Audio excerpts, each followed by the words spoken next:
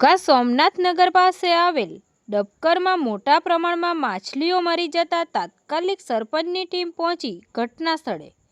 આજરોજ તારીખ 30/6/2026ને મંગળવારે સાંજે 6 કલાકે ઘોઘા સોમનાથનગર પાસે આવેલ ડબકર તળાવમાં મોટા પ્રમાણમાં માછલીઓ મરી ગઈ છે.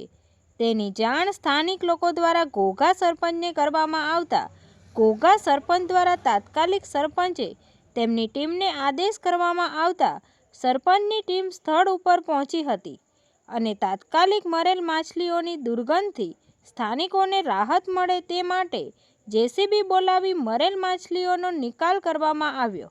તંત્રી મહેબૂબ રફાઈ સાથે news reader Sneha Patel, Tapasvi Gujarat news, Ghogha.